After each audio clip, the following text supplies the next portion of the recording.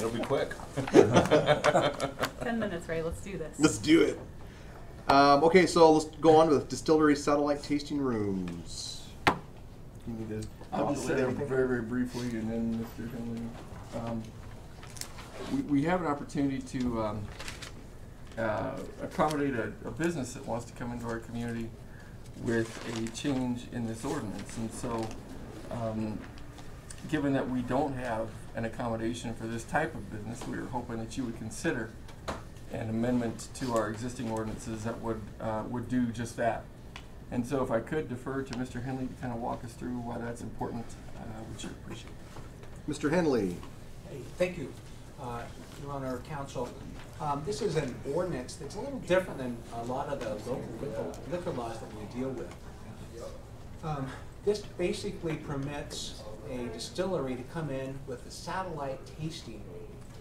And so the distillery would be maintained at their current location where they would manufacture their different types of liquors. But to have in Wyoming the opportunity to have one satellite tasting room. The entity that is at least requested that we make this change is Backwards Distillery. So they would maintain their manufacturing process up in Mills and then open up a tasting room here in Casper if you approve. It's a little different in that you don't grant a license. There are 2 licenses required. One, since it's a distillery, is from the federal government, and they have to go through, and of course that's been done in their case. And then the second is through the division, the liquor division down in Cheyenne, and they have the state license as well. What you will be asked to, if you agree with this ordinance, is to then they'll come in with an application for a satellite tasting permit, a manufacturer's satellite tasting permit. And that's what you'll be acting upon should it go that far. It still requires a reading of 3 readings for like any other ordinance. And so we are hoping that we can bring this before you. We thought it might be part of a more comprehensive ordinance dealing with the liquor laws and making them consistent with the state. This does make this part consistent with the state because right now our liquor ordinance has nothing addressing distilleries or manufacturing liquor. And so we have made it and incorporated, most of the verbiage comes right from the state statutes in this ordinance. But this will again probably be all part of what we ask you to repeal when we get to the comprehensive request to update our entire ordinance structure with respect to liquor laws to make it consistent with the state statutes, which underwent a pretty significant change back in 2017. So that's all I have. Any questions? I'll be happy to answer them. Yes, sir. Bob, then Chris. Yeah, I got a couple of questions actually. If I understand it right, a satellite distillery, they would only be able to sell their products. That is correct. Okay. With respect, So with respect to the liquor, only their products, and they actually have to buy their own product back from the state liquor dealership down in Cheyenne. Okay. The second part of that is, would they be, as I understand it, the full liquor license guys are the only guys that can actually go out and set up a site and serve drinks somewhere. They would not be allowed to do that because they don't have a full liquor license. I think they don't have a full liquor license, and I think, because it is a satellite, I'm thinking that you are correct, that they would not be able to do that. I know that there's something that they're working with, so they might be working with a different entity that has a full liquor license to be part of the early December bacon and booze offering up at the event center. And I know that they are involved with that, but I'm not sure what their involvement is.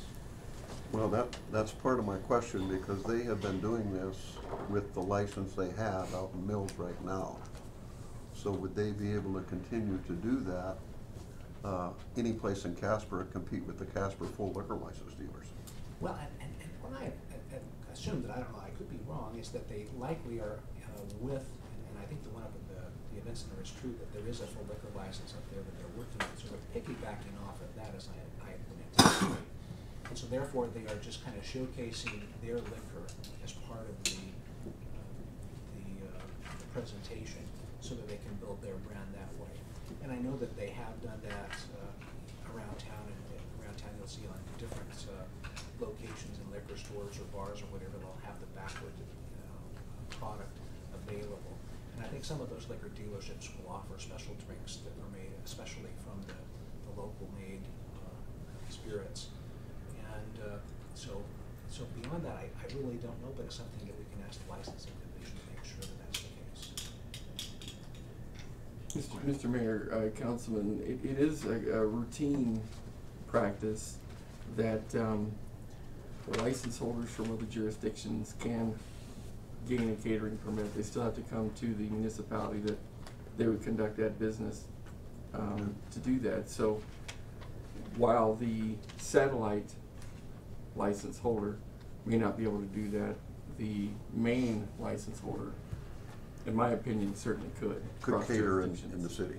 Right, so long as they get the appropriate permit through the clerk's office to do so. Chris. Well, Bob asked my question. This is a fixed location, right? Yes.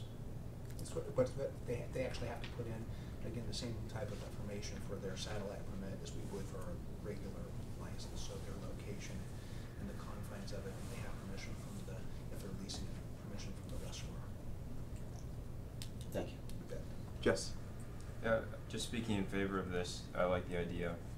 And then on top of that, you know, it come up earlier in the year with the special venue permit. So, for instance, Washington Park or David Street Station or something similar to those two establishments can pull a permit. The way our city ordinance is set up, it requires a commercial kitchen. Obviously, the auditorium at Washington Park doesn't have that. Neither does this David Street Station. And, you know, Wyoming state statute doesn't have that requirement, whereas we do. So I think, you know, looking at that, maybe that's part of the second edition of the overhaul that we're going to be considering later, or perhaps next year, but I would like to see that done as well.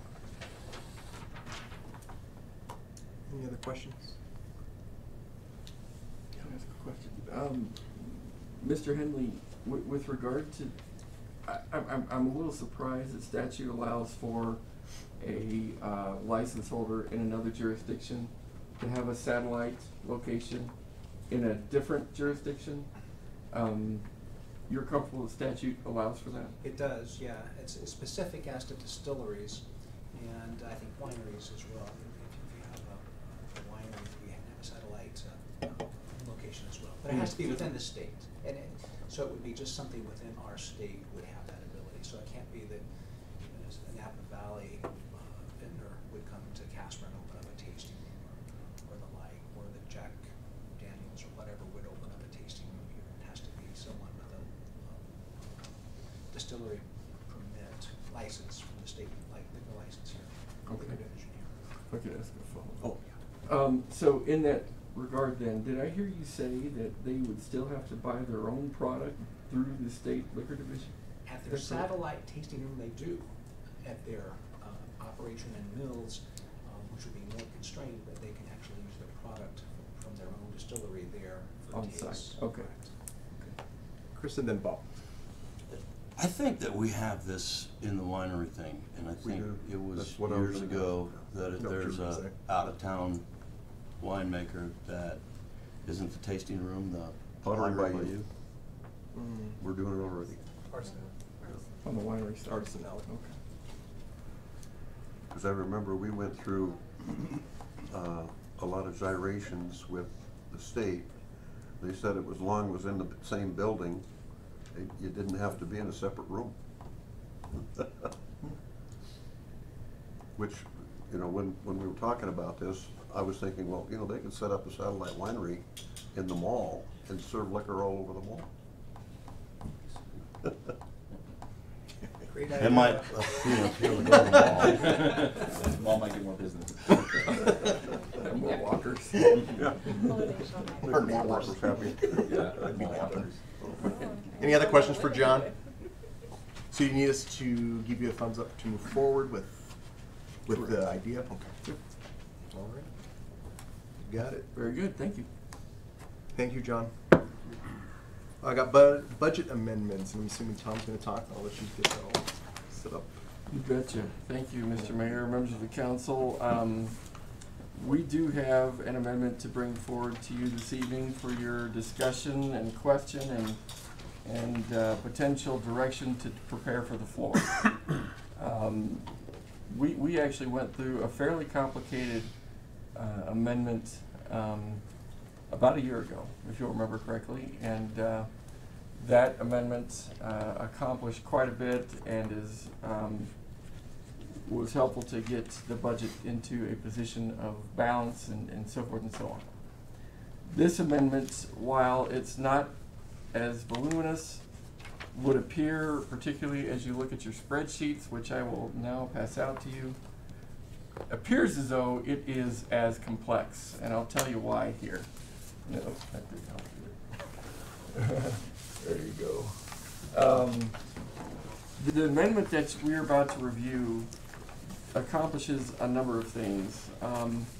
First of all, it deals with unanticipated revenue and unanticipated expenses, particularly in this case as it relates to projects that we have, for the most part, already addressed.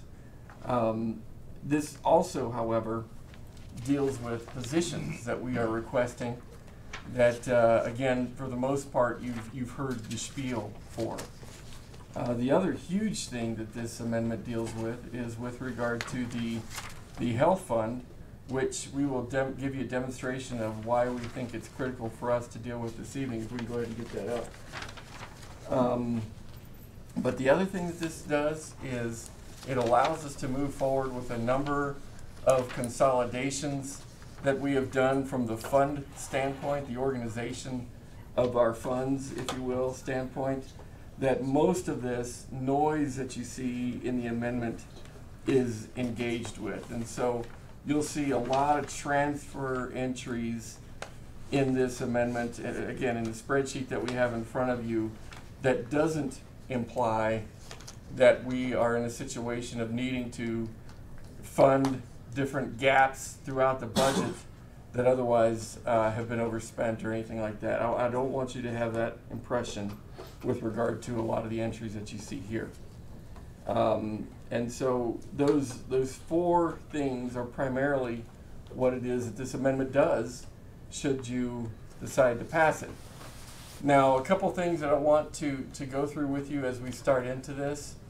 As a reminder, the biggest piece of what we're dealing with tonight is with regard to the health fund. And so, Tom, if I could defer to you to kind of walk us through what that situation looks like from a finance standpoint.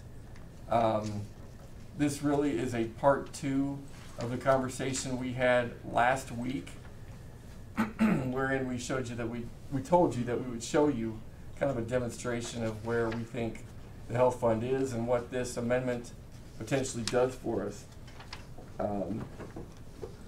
should you decide to approve it. Okay, this graph probably looks a little familiar to you, as we showed last spring with the health fund, anticipating starting out or ending fiscal 18 just about the 0.9, with the trend with nothing being done to continue the downward trend to where it's about $12 million in the hole by the end of fiscal 23. Council, during the budget last year,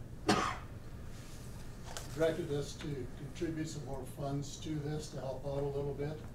So we took some money from the general fund, from the capital fund, and then the enterprise funds contributed for a total of about 38,000, I believe.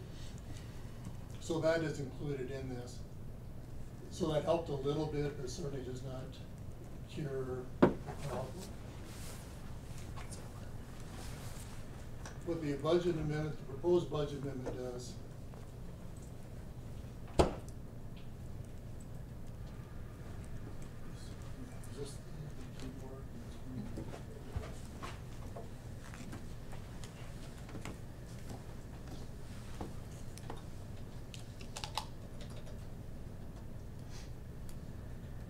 we're proposing $1.5 million we added to the health fund, and again that comes from various funds. indicated last week where the funding sources were gonna come from. If that needs to be repeated, I certainly can do that. The majority of it for the general fund and general fund dependent comes from the capital fund. Those are excess general fund contributions to that fund that have accumulated over the years. So basically by adding 1.5 million, what we're doing is hopefully stabilizing it for another year. So based on the current budgeted activity, instead of being in the negative of about 1.5 million at the end of fiscal 19, it'll keep us to about the zero line.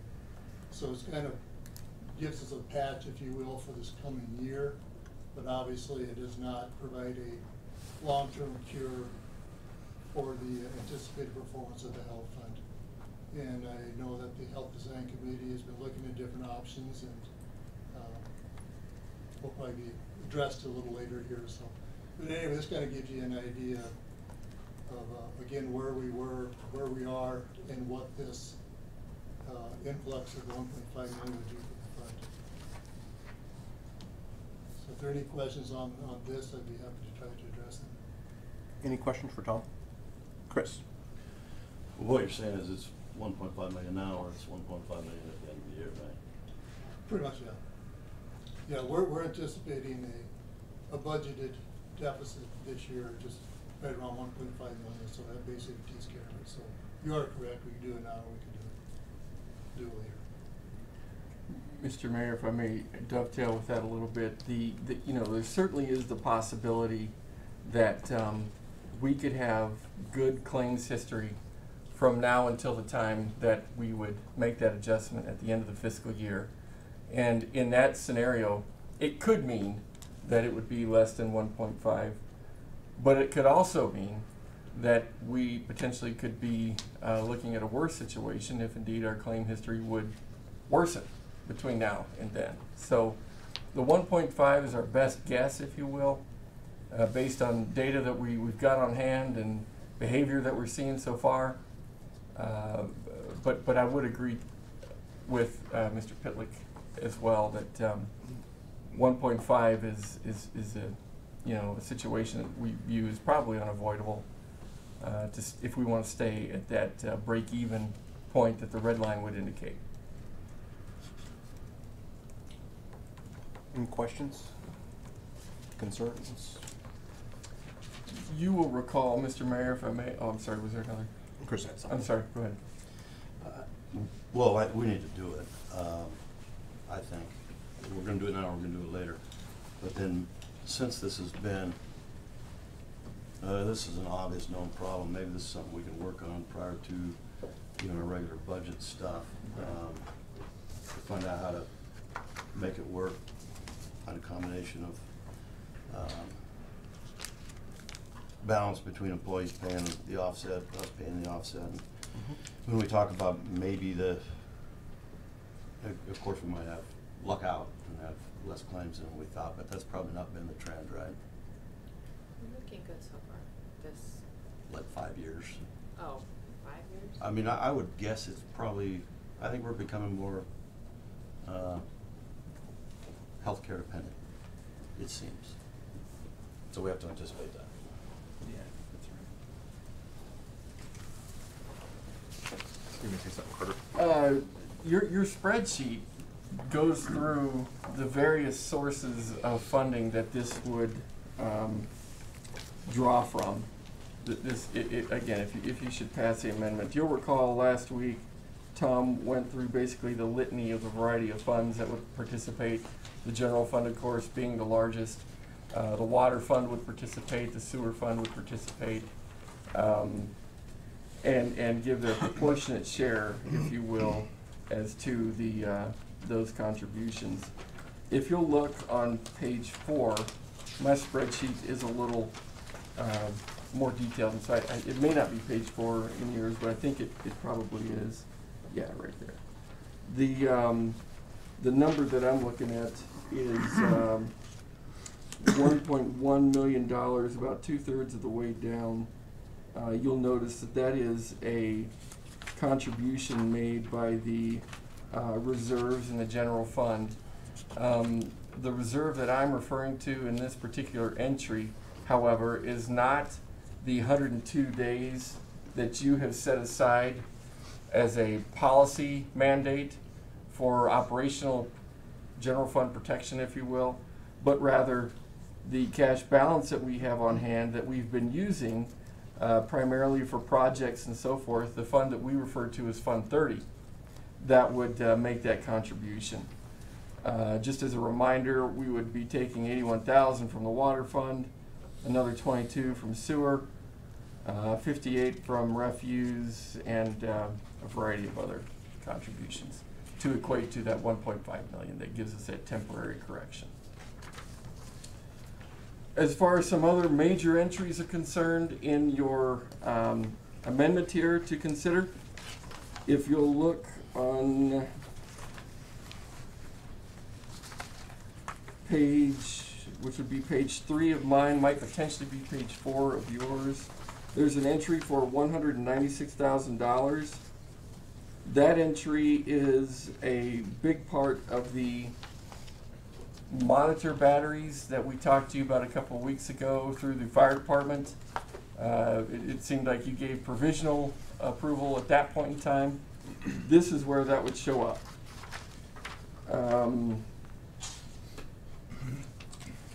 Another major entry that you'll want to notice is on page 4. There is a $541,000 entry. That entry is a reserve contribution from 1% 15 dedicated to the body cam project. Again, that was an entry we talked about last week, which shouldn't be a surprise to you either.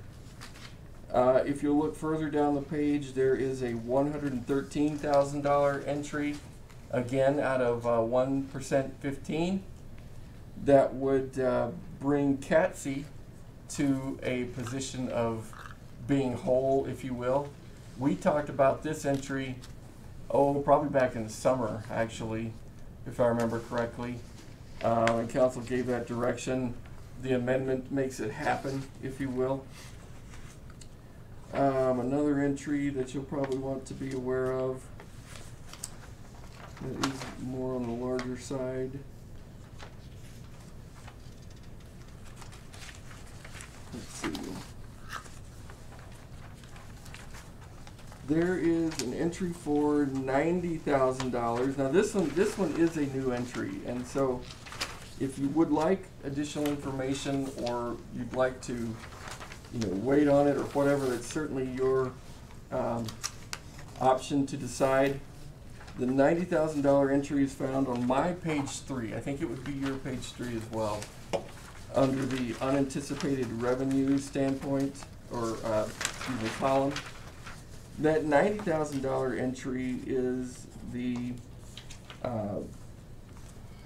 proposal that we would make in partnership with Rocky Mountain Power, wherein if we take advantage of their program that they have available to reimburse portions of our project to convert the lighting at the event center to more energy efficient lighting, we actually gain a rebate back from Rocky Mountain Power in the amount of about $50,000, is that correct? I think it's 39. 39,000, thank you, about 40,000, to help offset the cost of that project. We're actually proposing that this project be funded through unbudgeted perpetual care revenue that we think is very consistent with a project of this nature, at least as it relates to direction that we've gotten from the council in the past. And so that probably is a project that we have not talked about to date with you, and certainly if you view it as something we shouldn't look at or we should wait on or whatever, that certainly is something that the direction we could take as well. But beyond that, most everything else you should be aware of here, and again, is reflective of direction that we thought we have received from you in the recent past to constitute these changes. Questions? Bob? Thank you, Mr. Mayor. It seems to me that in our long-term capital plan, at one point, we had talked about replacing the lighting up there with some more efficient lighting. Mr. Mayor, Councilman, that's correct. That is a project that we've talked about, albeit more towards a future Longer type term, project, like a right? level 5 or something. Exactly. But in the meantime, if we do that, there ought to be some lowered operating costs, if you will. That is definitely the impetus behind an idea of this nature. That's right. That's right. Chris? Is the microwave tower funding the, up on the mountain, is that, what fund is that coming out of? Is that a 1 cent or a? Mr. Mayor, Councilman, that's a very good question. And there is a portion of that project in here as well. Page 5 on mine, Is that what you're looking at? and it's listed as just replacement equipment, the microwave. What's the number that you see? 150. 150. Let's see. Mr. Mayor, Councilman, that is in fact Those are you guys. what that is for. The reserve that that's identified for, I believe, is at a PSCC, isn't that right? Okay. And so that's a PSCC reserve impact. Okay. But it is a continuation of that project, and hopefully gonna wrap that project up. Is that right, Chief? I'm sure trying. Does this do it? Does it bring it up to speed? This should conclude that project, and so I don't think we'll see it in the new fiscal year or anything like that, so we should be good to go with that last installment. Thanks for pointing that out. That's an important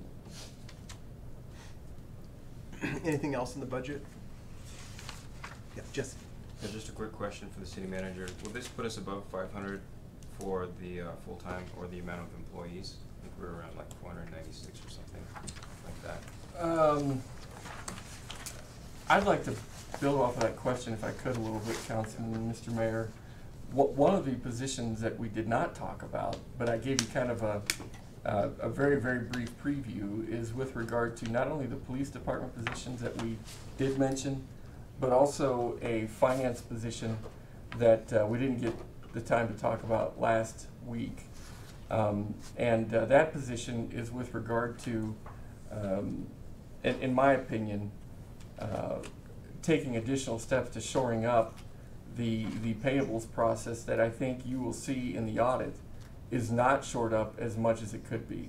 And so we are asking for a clerical position that would have the responsibility of overseeing the centralized payables, or I should say, that would allow us to centralize payables under the auspices of Mr. Pitlick's operation, and therefore correct a lot of the inefficiencies that we're dealing with right now, as well as some of the discrepancies in the way that they should be accounted for. So thank you for that segue. I should have mentioned that earlier. But in terms of the full FTE count, Tracy, what would you say that would bring us to? Is it 480? It would be under 500.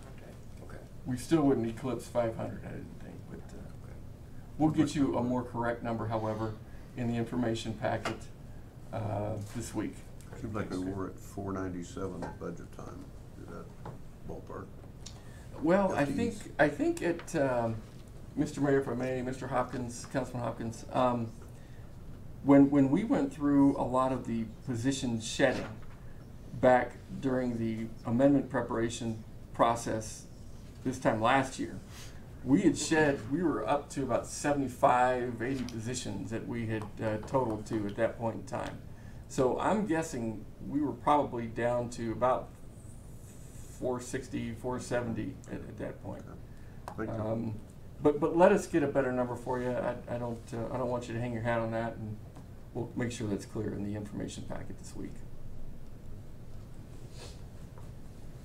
Good. Anything else for Carter? All right. We go. Thank you. Mr. Mayor, Council, we will bring this forward for the 20th for formal adoption, and we will also have a public hearing, the date of which you will set in our special meeting here coming up in just a few minutes. Thank you, Tom.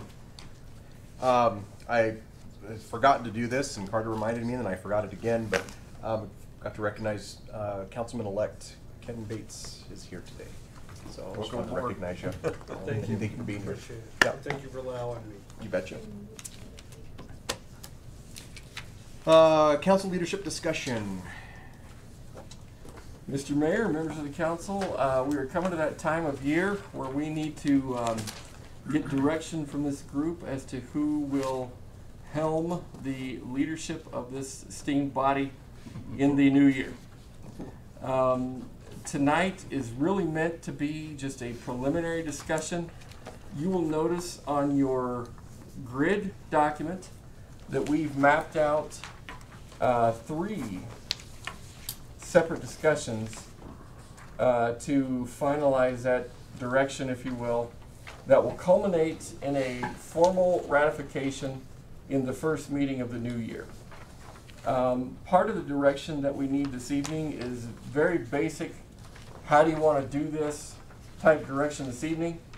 I would suggest that the next time we discuss this, which would be the work session of the 27th, that you would open nominations formally at that point, and then for the meeting of the 11th, we would actually cast votes based on the nominations that have been received by that point in time.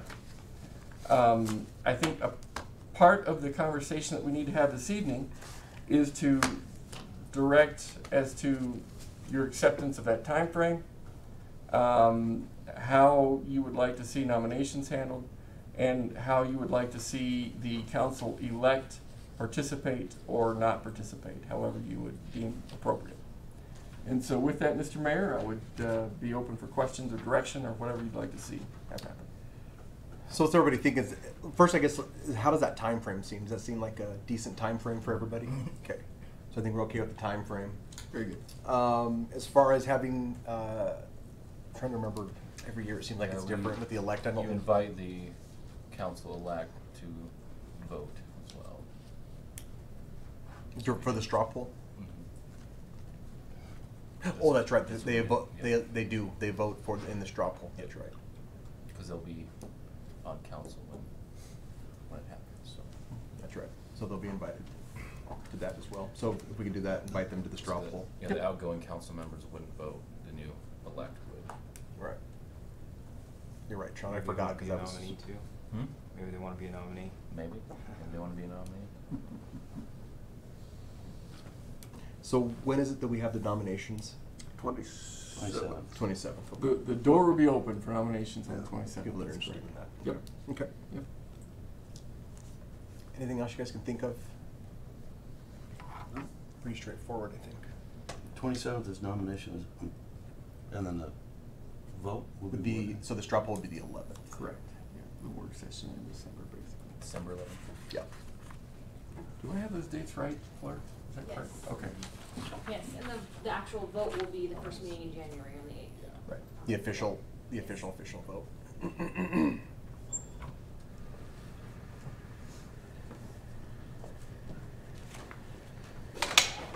Any questions more for Carter for that? Is that pretty straightforward, Carter? I think that helps. Yeah, absolutely. That's what I need. Do you mind if I ask Fleur a couple of things? You bet. Go ahead. Fleur, is there anything else we might be missing that we need tonight? Nope, I think that's perfect. Okay. Very good. Okay. I know we're kind of talking a little bit about the agenda, but anything else on the agenda that we need to go over, Carter?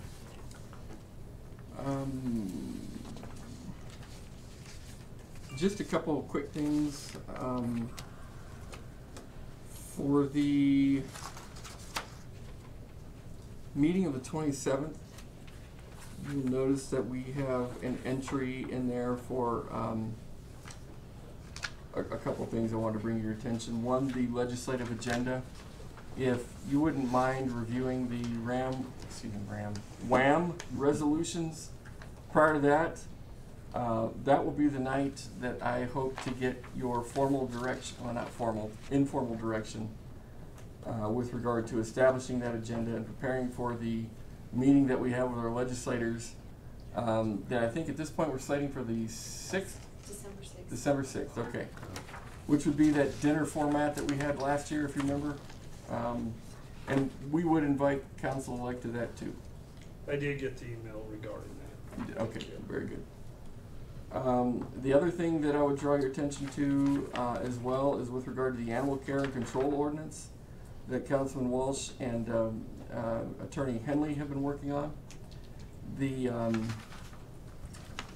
basic idea with regard to that particular entry into the agenda is to, you know, kind of gather the feedback that's been proposed by the community and so forth, bring it to you in this informal setting, and have you give us some direction in preparation for the formal point of this process, which has been recommended to start in the new year with the new council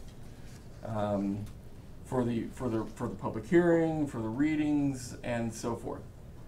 And so we wanted to get you that information, and if you had direction otherwise on either of these topics or other agenda items, we would appreciate that tonight. Beyond that, I don't have anything really to point out that is all that timely at this point in time. Anybody have anything on the coming up agenda? Anything that needs to be on there? We're missing anything? Bob? One of the things we've done kind of off and on, we had meetings with new council members just to kind of do the handouts of the books and so forth and read the rules and so forth. And I don't know, do we want to do that again, or is that something you guys want to decide later? Because I think it's good if, you know, certainly if any new council member wants to give me a holler, I'd be glad to meet with them. So a couple questions is that if council leadership or council wants to meet with the new members as far as orientation, or are we doing orientation with the new mayor? How do you see that, I guess, Carter? Mr. Mayor, Councilman Hopkins, I appreciate the question. We kind of see this in two phases, if you will. There obviously will be new leadership, and we do like to sit down with the new leadership and kind of get a feel for what they would like to see to help them in their new role and so forth. But also, we are currently in the planning phase of a general sort of broader council orientation for our new membership. And in my opinion, that should include not just a discussion about roles and responsibilities, but also somewhat of a submersive experience where we take them around to the various parts of the organization and allow the new council the opportunity to experience or see firsthand how the operation works and runs and smells and feels and everything else. So we do anticipate that taking a good part of a day where we will take them around again to various parts of the organization. For those who are continuing into the council experience into the new year, we would certainly invite along as well. And if you haven't had that experience yourself already, and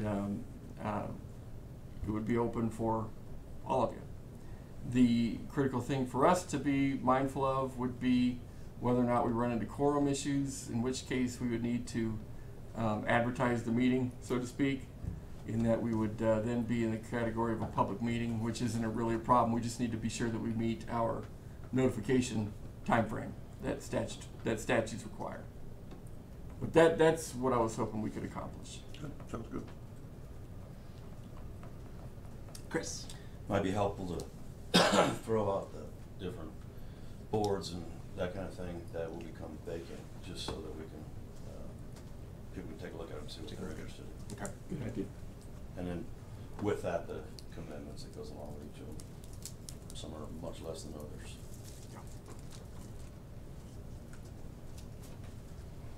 Can you get that to the new council members too?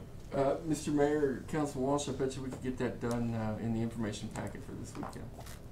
Great.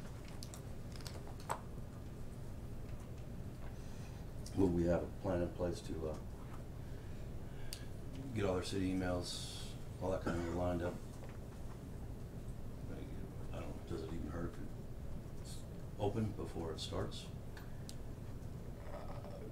Mr. Mayor, Council Walsh, if I understand your question correctly, we are trying to plug the new council into the circuit for all the packets, all the information packets, if that's what you meant. Yeah, that's happening. I think this weekend was the first weekend that you received all that. And Yes, I did.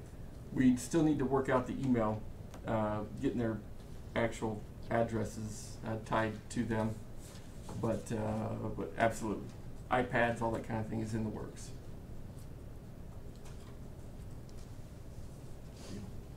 Anything else? Okay. Perfect. All right. Round the table, anything, Chris? Yeah, I had the honor of being the MC at the Veterans Day ceremony up at the State Veterans Cemetery this weekend. And then I heard about, we had the information sent to us about what was going on at Casper College. If anybody's not familiar with it, they're, well, beginning early that morning on Veterans Day, they read over 5,000 names of anybody that's been killed in the War on Terror throughout the day. So I went up and after the ceremony there and got to participate in that for a little bit. I think that's a neat thing that they're doing. So That is, yeah. Nick's doing a good job with that.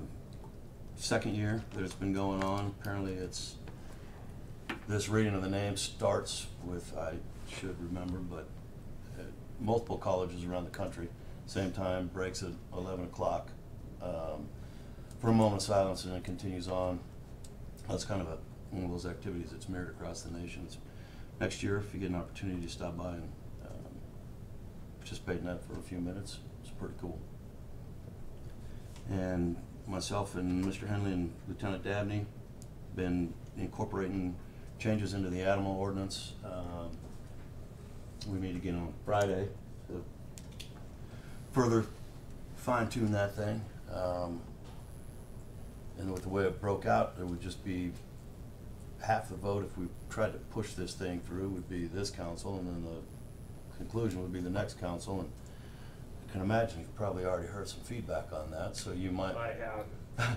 you might want to be involved in the whole process. So we'll push that out till next year. Bob?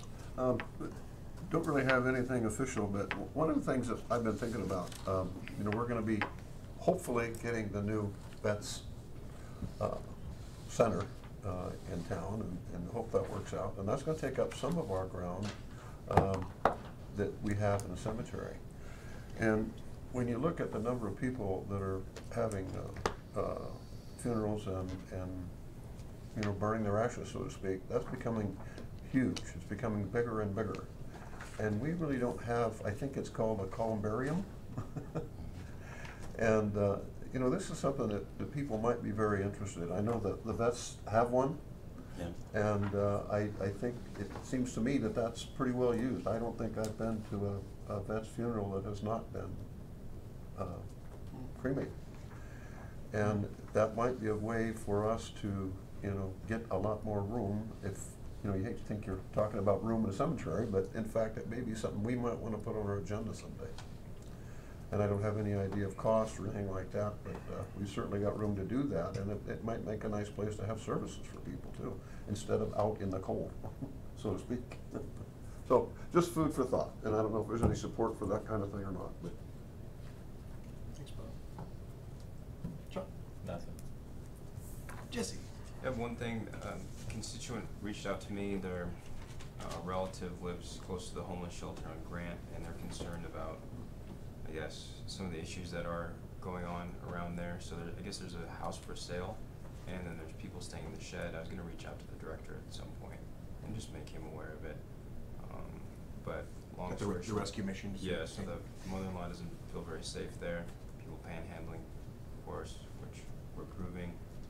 And like I said, staying in a vacant home near there and in and around the alleyway too. So I said at first glance, everything that she told me, you know, there's not really an ordinance that would address that unless they're actually on her property or even trespassing on the other home, if that is the case. But in an alleyway, I'm not sure if you could throw out loitering or something like that.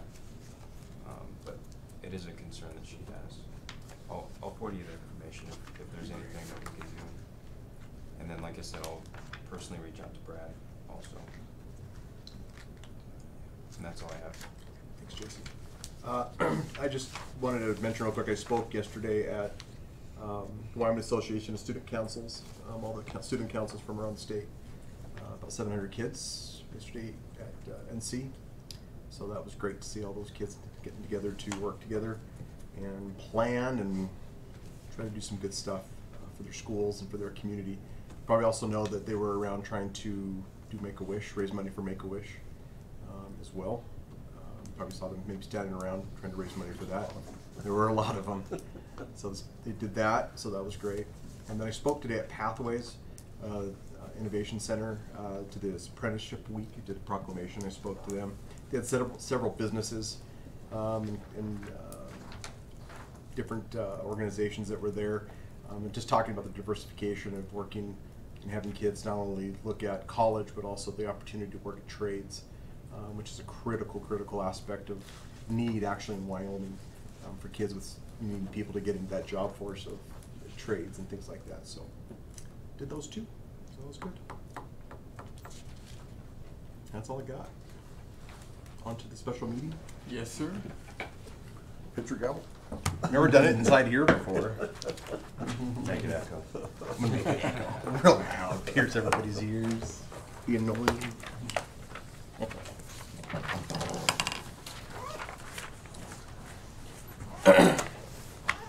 I now call the November 13th, 2018 special council meeting to order.